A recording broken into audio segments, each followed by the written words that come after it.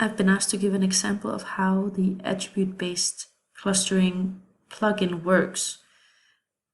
So that's what I will do here. The first thing you do, of course, is to make sure that you have the plugin installed. So you go to plugins, and then you can find it by searching for attribute-based clustering, and then you find it here and you click install.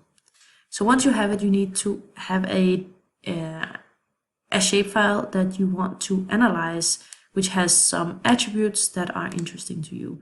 So in this case, I have a shapefile of Malmö city in Sweden, and I have 3 attributes over here that I'm interested in looking at. I have one attribute that has the amount of people who went to school at a level higher than high school. Then I have the percentage of people who are employed, and I have the amount of foreigners, and that is then in small parts, small administrative boundaries within the city boundaries itself. So what I'm going to do is that I'm going to open up the plugin, and I'm going to choose the right vector layer, and then I will choose the attributes within that vector layer that I'm interested in looking at. So I will take the amount of people who went to school for a long time, the percentage of people employed, and the amount of foreigners. So now I have added those 3 to my to the plugin, and it will automatically give the different fields the same weight. You can change that if you think that one attribute is more important than the rest. Then you can, for example, give an attribute 1 and the others 0.5. But I'm gonna stick with the standard here. Let's look at the settings here. There are some different analysis that you can do. I'm gonna stick with the default. I don't have any reason to change that.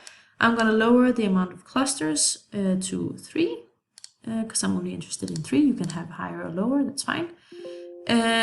I'm also gonna change the output name to clusters. So this is the field, the attribute that it will add to my layer. But otherwise I will stick with the standard for now. So I'm gonna click run. And it says it's done. That was very fast. So let's have a look at if it actually did something. So I'm expecting to find a new attribute in my attribute table. Let's see. I'm gonna scroll all the way to the right, and there we are. There is a new attribute called clusters as expected. So now let's have a look at what kind of clusters it makes. So I go to layer properties and I look at the categories, because it's a categorical value. And then I choose it from the list. Here it is, clusters, and I'm just giving it some random colors. And click classify, and then I see that they appear here. So what I can do, I can write cluster 1 and cluster 2 and cluster 3 in the legend, just so it is a bit more clear. And I click apply and I click OK.